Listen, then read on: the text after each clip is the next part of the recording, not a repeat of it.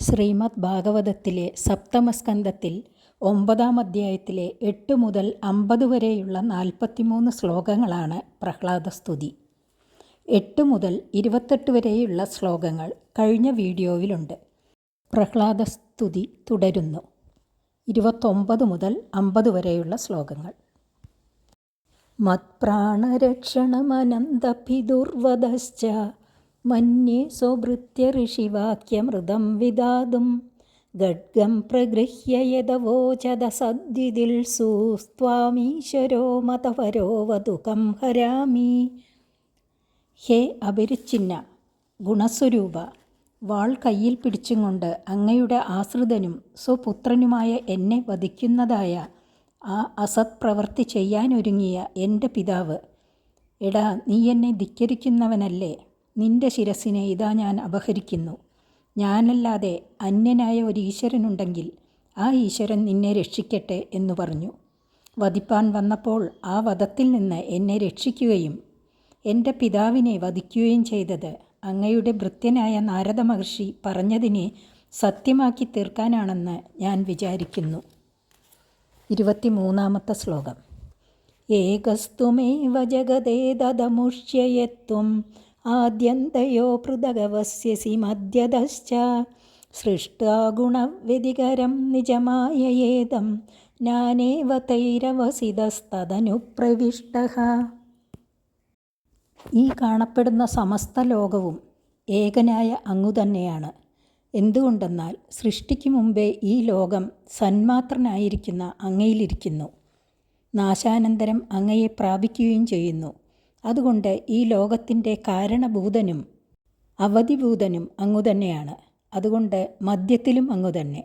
എന്നാൽ ഭേദപ്രീതിക്ക് കാരണമെന്തെന്നാൽ അങ്ങയുടെ മായാശക്തി കൊണ്ട് ഗുണപരിണാമ സ്വരൂപമായ ഈ ജഗത്തിനെ സൃഷ്ടിച്ച ശേഷം അതിൽ അങ്ങുതന്നെ അനുപ്രവേശിച്ചിട്ട് നാനാരൂപത്തെ സ്വീകരിച്ചുകൊണ്ട് ഏകനായ അങ്ങ് അനേകനെന്ന പോലെ വിളങ്ങുന്നു. 24-ാമത്തെ ശ്ലോകം. ത്വം വായിദം സദസദീശ ഭവാംസ്തദോന്യോ മായാ യദാത്മപരബുദ്ധിരിയം ഹ്യപാർത്ഥ യദ്യസ്യ ജന്മനിധനം സ്ഥിതിരീക്ഷണം ച തദ്വൈ തദേവ വസുകാലവദഷ്ടിതർവോഃ. ഹേ ഈശ്വര, കാര്യകാരണാത്മകമായിരിക്കുന്ന ഈ ലോകം അങ്ങുതന്നെയാകുന്നു. എന്നാൽ അങ്ങയുടെ വാസ്തവ സ്വരൂപം ലോകത്തിൽ നിന്നും വേറിട്ടതാകുന്നു. ലോകത്തിൽ ഒരുവൻ ഞാനെന്നും അന്യനെന്നും പറയുന്നതും ഭവിക്കുന്നതും പരമാർത്ഥമല്ല, മായാകാര്യമാകുന്നു. അവിദ്യ നിമിത്തം അങ്ങനെ തോന്നുന്നതാണ്. യാതൊന്നിൻ്റെ ഉൽപ്പത്തിയും നാശവും സ്ഥിതിയും പ്രകാശവും ഏതൊന്നിനെ ആശ്രയിച്ചിരിക്കുന്നുവോ ആ വസ്തു കാര്യജാതം, കാരണവസ്തു തന്നെയാകുന്നു എന്നത് ലോകത്തിൽ പ്രത്യക്ഷമായി കാണപ്പെടുന്ന സത്യാവസ്ഥയാകുന്നു. ബീജവും വൃക്ഷവും എന്നതുപോലെ ബീജം ഭൂമിയിൽ നിന്നുണ്ടായി അതിൽ തന്നെ നിലനിൽക്കുന്നു, അതിൽ തന്നെ ലയിക്കുകയും ചെയ്യുന്നു. വൃക്ഷം ബീജത്തെയും ബീജം ഭൂമിയെയും ആശ്രയിച്ചുണ്ടാകുന്നതിനാൽ ഭൂമിയുടെ സ്വരൂപം തന്നെയാണ് ബീജാങ്കുരങ്ങൾ. എങ്കിലും ബീജാങ്കുരങ്ങളിൽ നിന്ന് അന്യമായിട്ട് ഭൂമി നിലനിൽക്കുന്നതുപോലെ ലോകം അങ്ങയുടെ സ്വരൂപം തന്നെയാണെങ്കിലും അങ്ങ് ലോകാതീതനായിട്ട് എന്നും നിർവികാരനായി വിളങ്ങുന്നു. 25-ാമത്തെ ശ്ലോകം. നസ്യേതമാത്മനി ജഗദ്വിലയാംബുമധ്യേ ശേഷേത്മനാ നിജസുഖാനുഭവോ നിരീഹഃ യോഗേന മിലീതദൃഗാത്മനിബീധനിദ്ര സ്തുര്യേ സ്ഥിതോ നതു തമോ ന ഗുണാംശ്ച യുങ്ക്ഷേ. ഈ ലോകത്തെ അങ്ങ് ആത്മശക്തിയാൽ ആത്മാവിൽ തന്നെ സമർപ്പിച്ച ശേഷം നിജാനന്ദത്തെ അനുഭവിക്കുന്നവനും നിഷ്ക്രിയനും യോഗത്താൽ അടയ്ക്കപ്പെട്ട കണ്ണുകളോടുകൂടിയവനും നിദ്രയിൽ നിന്ന് അതീതനുമായിരിക്കുന്നു. ജാഗ്രത്, സ്വപ്നം, സുഷുപ്തി എന്ന 3 അവസ്ഥയെയും കടന്നിട്ട് സ്വപ്രകാശ സ്വരൂപത്തിൽ തന്നെ ഇരുന്നു കൊണ്ട് പ്രളയജലമധ്യത്തിൽ ശയിക്കുന്നു. അപ്പോൾ അങ്ങ് സുഷുപ്തിയിൽ എന്ന പോലെ അന്ധകാരത്താൽ ആവൃതനല്ല. ജാഗ്രത് സ്വപ്നാവസ്ഥകളിൽ എന്ന പോലെ വിഷയങ്ങളെ അനുഭവിക്കുന്നതുമില്ല. അങ്ങ് അങ്ങയുടെ സച്ചിദാനന്ദമായ സാക്ഷാൽ സ്വരൂപത്തിൽ വിളങ്ങുന്നു. 26-ാമത്തെ ശ്ലോകം. തസ്യൈവ ദേവപുരിതം നിജകാലശക്ത്യാ സഞ്ജോതിത പ്രകൃതിധർമ്മണ ആത്മഗൂഢം അഭ്യസനന്ദശയനാദ്യുരമത്സമാദേർ നാഭേരഭൂസ്വകണിക വടവന്മഹാബ്ജം. ഹേ ഭഗവൻ, കാരണജലത്തിൽ അനന്തശയനത്തിന്മേൽ നിജാനന്ദ സ്വരൂപനായിരുന്ന അങ്ങ് സ്വേച്ഛയാ സമാധിയിൽ നിന്ന് ഉത്തിതനായപ്പോൾ അങ്ങയുടെ ശക്തിസ്വരൂപമായ കാലത്താൽ പ്രകൃതിയുടെ സത്വാദി ഗുണങ്ങൾക്ക് ക്ഷോഭം സംഭവിച്ചു. അപ്പോൾ അങ്ങയിൽ ലയിച്ചിരുന്ന ലോകം ഏറ്റവും ചെറിയ ബീജത്തിൽ നിന്ന് വലിയ വടവൃക്ഷമെന്ന പോലെ അങ്ങയുടെ നാഭിയിൽ നിന്ന് മഹാപത്മസ്വരൂപത്തിൽ പുറമേ കാണപ്പെട്ടു. ഏതൊരു വസ്തുവിൻ്റെ ഉത്പാദന കാരണദ്രവ്യം യാതൊന്നാണോ അതുതന്നെ ആ വസ്തുവിൻ്റെ സ്വരൂപം. അതുകൊണ്ട് ഈ ലോകം അങ്ങയുടെ സ്വരൂപം തന്നെയാണ്. 27-ാമത്തെ ശ്ലോകം. തത്സംഭവ കവിരധോന്യത പശ്യമാനാസ്ത്വാം ബീജമാത്മനി തദം സ്വബഹിർവിചിന്യഃ നാവിന്ദദപ്തശതമപ്സു നിമജ്ജമാനോ ജാതേങ്കുരേ കദമുഹോ ബലഭേദബീജം. ഹേ വിഭോ, അങ്ങയുടെ നാഭിയിൽ നിന്നുത്ഭവിച്ച സൂക്ഷ്മദർശനനായ ബ്രഹ്മദേവൻ തൻ്റെ ഉദ്ഭവസ്ഥാനമായ പത്മത്തെ മാത്രമല്ലാതെ മറ്റാരെയും കാണാത്തതുകൊണ്ട് പത്മം ആരിൽ നിന്ന് ഉത്ഭവിച്ചുവെന്ന് ആലോചിച്ച് തിരഞ്ഞു. ലോക കാരണമായിരിക്കുന്ന പത്മത്തിൻ്റെ ഉപാദന കാരണഭൂതനായ അങ്ങ് ബ്രഹ്മദേവൻ്റെ ഹൃദയകമലത്തിൽ വസിച്ചിരിക്കെ അതറിയാതെ തന്നിൽ നിന്നും പുറമേയായിരിക്കുമെന്ന വിചാരത്താൽ കാരണജലാന്തർഭാഗത്ത് 100 സംവത്സരം തിരഞ്ഞിട്ടും അങ്ങയെ കണ്ടുകിട്ടിയില്ല. കാണാഞ്ഞത് യുക്തം തന്നെ. എന്തുകൊണ്ടെന്നാൽ അങ്കുരാവസ്ഥയെ പ്രാപിച്ചു കഴിഞ്ഞാൽ പിന്നെ ബീജത്തെ വേറെ കാണാൻ സാധിക്കുകയില്ലല്ലോ. 28-ാമത്തെ ശ്ലോകം. സത്വാത്മയോ നിരതി വിസ്മിതാസ്ഥിതോബ്ജം കാലേന തീവ്രതപസാ പരിശുദ്ധഭാവഃ ത്വാമാത്മനീശ ഭുവി ഗന്ധമിവാതിസൂക്ഷ്മം ഭൂതേന്ദ്രിയാശയമയേ വിദദം ദദർശ. അങ്ങയിൽ നിന്നുത്ഭവിച്ച ആ ബ്രഹ്മദേവൻ ബഹുകാലം തിരഞ്ഞിട്ടും കാണാത്തതിനാൽ അത്യാശ്ചര്യയുക്തനായി അന്വേഷണം അവസാനിപ്പിച്ചു. തൻ്റെ ഉത്പത്തിസ്ഥാനമായ കമലത്തിലിരുന്ന് ബഹുകാലം തീവ്രമായി ധ്യാനം ചെയ്തു. അപ്പോൾ അന്ധക്കരണ മാലിന്യം നശിച്ച് പരിശുദ്ധനായി. ഭൂതങ്ങൾ, ഇന്ദ്രിയങ്ങൾ, അന്ധക്കരണം എന്നിവയുടെ സംഘാതമായിരിക്കുന്ന സ്വശരീരത്തിൽ ഭൂമിയിൽ അതിസൂക്ഷ്മമായ ഗന്ധമെന്ന പോലെ വ്യാപിച്ചിരിക്കുന്ന അങ്ങയെ കണ്ടു. തൻ്റെ ഉത്പാദ കാരണമായിരിക്കുന്നത് അങ്ങാണെന്ന് ബ്രഹ്മദേവൻ തിരിച്ചറിഞ്ഞു. 29-ാമത്തെ ശ്ലോകം.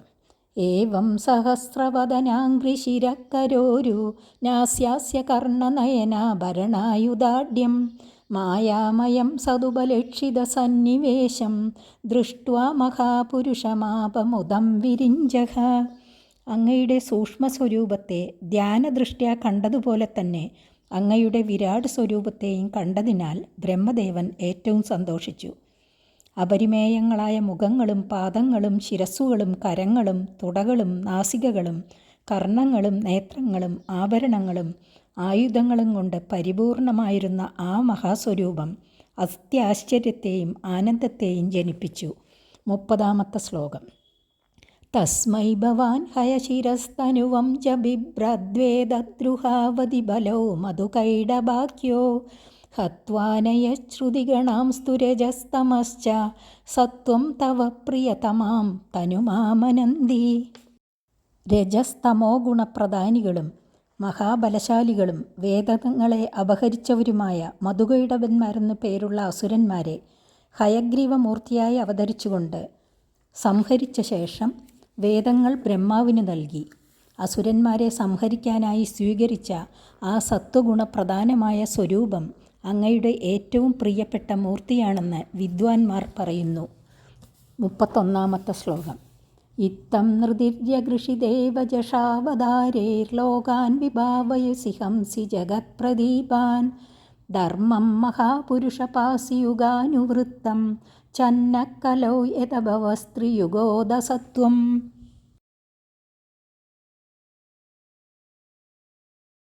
ഹയഗ്രീവമൂർത്തിയെ സ്വീകരിച്ച് ബ്രഹ്മാവിന് വേദങ്ങളെ നൽകുകയും മധുകൈടവന്മാരെ വധിക്കുകയും ചെയ്തതുപോലെ തന്നെ മനുഷ്യരിൽ രാമൻ്റെയും കൃഷ്ണൻ്റെയും രൂപവും തിര്യക്കുകളിൽ വരാഹാദി ശരീരങ്ങളും ഋഷികളിൽ പരശുരാമമൂർത്തിയും മത്സ്യങ്ങളിൽ കൂർമാദി മൂർത്തികളും സ്വീകരിച്ചിരിക്കുന്ന ഹേ മഹാപുരുഷ, ആ അവതാരമൂർത്തികളെ കൊണ്ട് അങ്ങ് ലോകങ്ങളെ രക്ഷിക്കുകയും ലോകശത്രുക്കളെ സംഹരിക്കുകയും യുഗോചിത ധർമ്മങ്ങളെ നിലനിർത്തുകയും ചെയ്യുന്നു.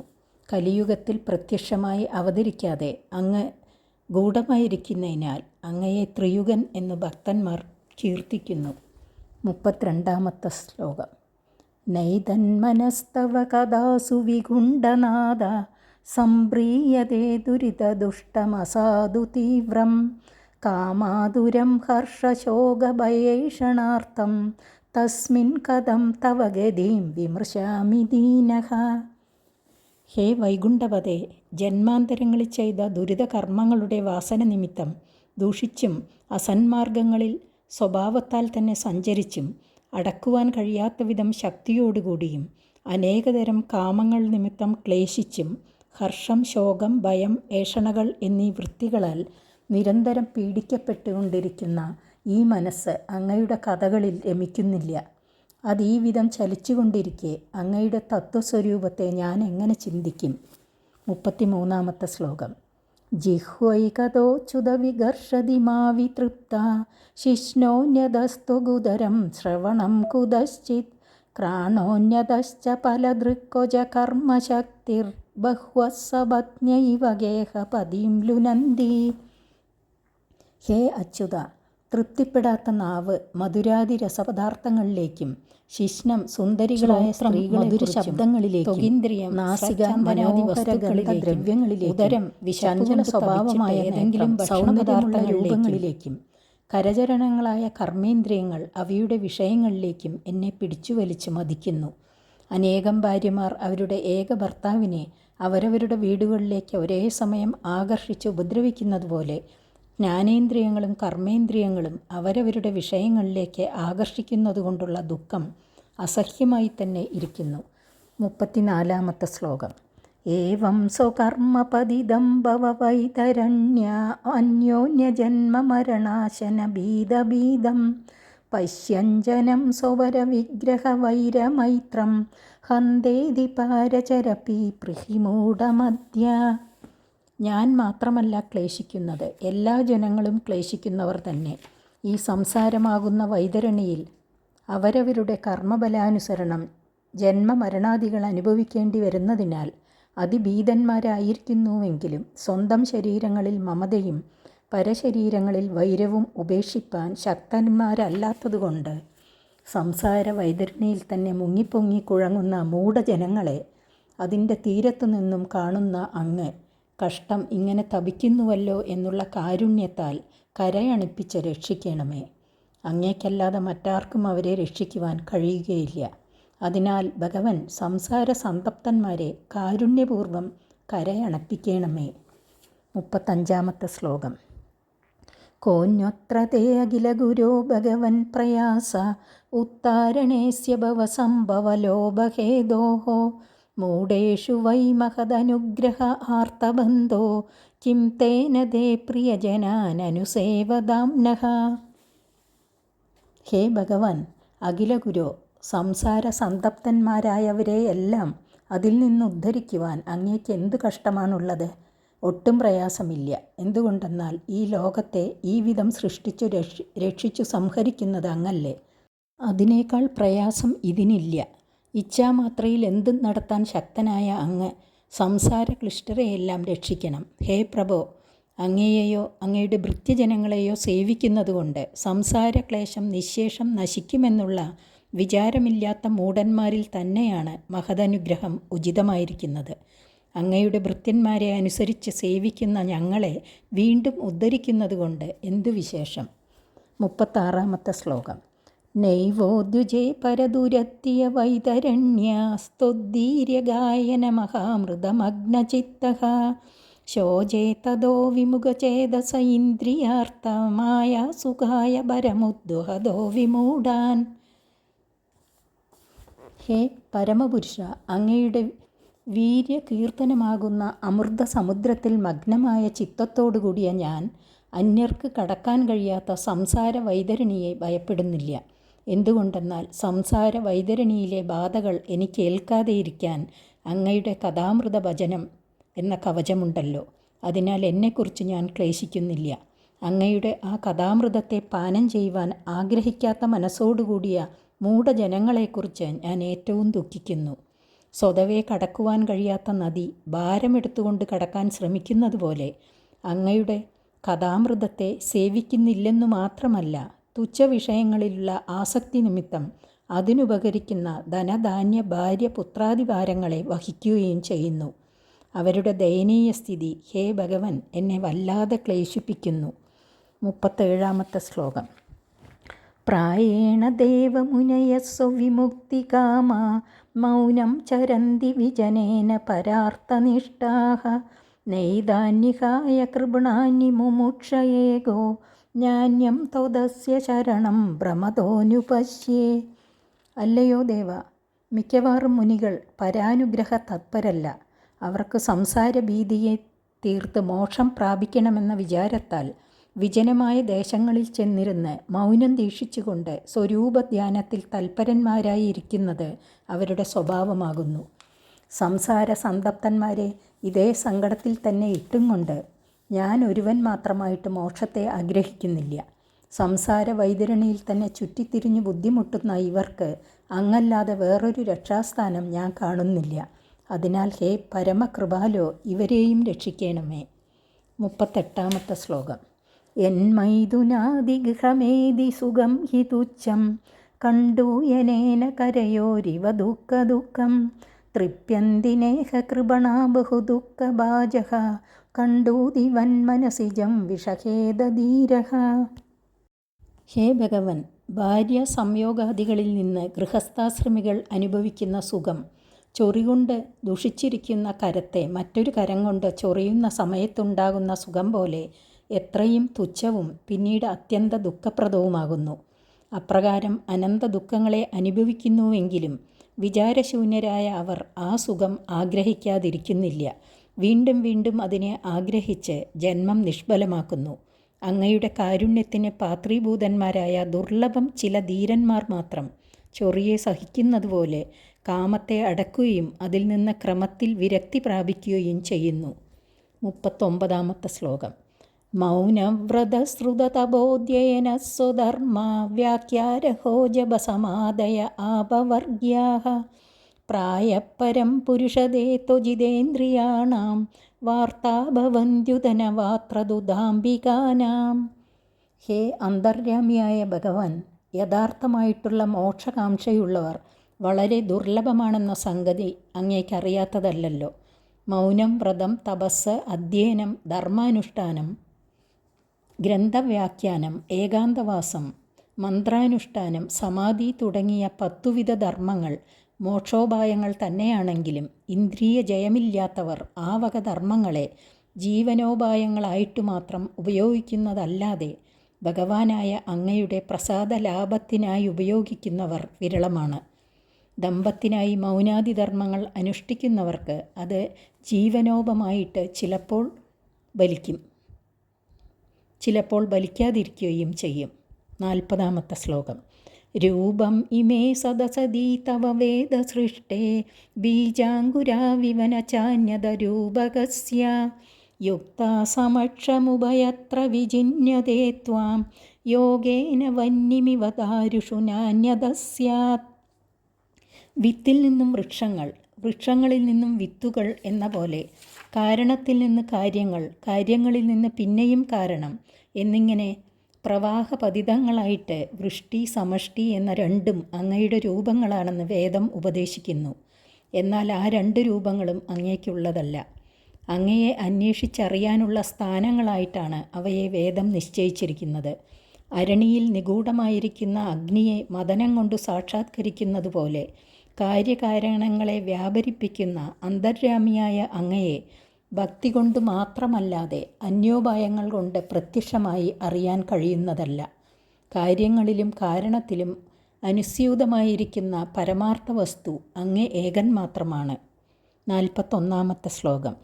ത്വം വായുരഗ്നിരവനിർവ്യദംബുമാത്രാഃ പ്രാണേന്ദ്രിയാണി ഹൃദയം ചിദനുഗ്രഹശ്ച സർവം ത്വമേവ സഗുണോ വിഗുണശ്ച ഭൂമൻ നാന്യത്വതസ്തഭിമനോ വജസാ നിരുക്തം. വായു, അഗ്നി, ഭൂമി, ആകാശം, ജലം എന്ന 5 ഭൂതങ്ങളും അവയുടെ ഗുണങ്ങളായ ശബ്ദാദികളും പ്രാണനും ഇന്ദ്രിയങ്ങളും ഹൃദയം, ചിത്തം, അഹങ്കാരം എന്നിവയും സ്ഥൂലം, സൂക്ഷ്മം എന്ന ഭേദേന മനസ്സുകൊണ്ടും വാക്കുകൊണ്ടും പ്രകാശിക്കപ്പെടുന്നത് സർവവും അങ്ങാകുന്നു. അങ്ങയിൽ നിന്ന് അന്യമായിട്ട് യാതൊന്നുമില്ല. 42-ാമത്തെ ശ്ലോകം. നൈതേ ഗുണാനഗുണിനോ മഹദാദയോ യേ സർവേ മനഃപ്രഭൃതയ സഹദേവമർത്യാഃ ആദ്യന്തവന്ത ഉരുഗായ വിദന്തി ഹി ത്വാം ഏവം വിമൃശ്യ സുധിയോ വിരമന്തി ശബ്ദാത്.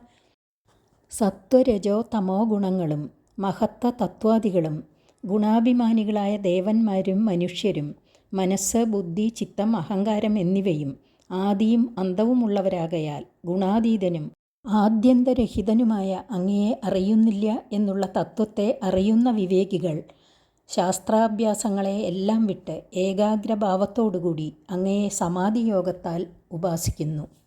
43-ാമത്തെ ശ്ലോകം.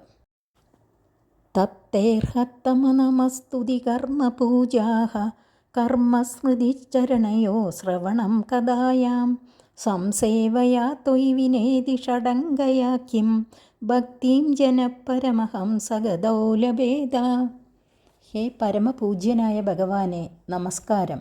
സ്തോത്രം, സർവകർമ്മ സമർപ്പണ രൂപമായ പൂജ, പരിചര്യ, പാദസ്മരണം, കഥാശ്രവണം എന്ന 6 അംഗങ്ങളോടുകൂടിയ പരമാർത്ഥ സേവ കൊണ്ട് മാത്രമല്ലാതെ പരമവിവേകികൾ മാത്രം പ്രാപിക്കുന്ന അങ്ങയിൽ ജനങ്ങൾക്ക് ഭക്തി ലഭിക്കുമോ? ലഭിക്കുകയില്ല. ഭക്തി കൊണ്ട് മാത്രമേ ലഭിക്കുകയുള്ളൂ. അതുകൊണ്ട് അങ്ങയുടെ ദാസ്യത്തെ തന്നെ എനിക്ക് നൽകണം. പ്രഹ്ലാദസ്തുതി അവസാനിച്ചു. ഹരി ഓം.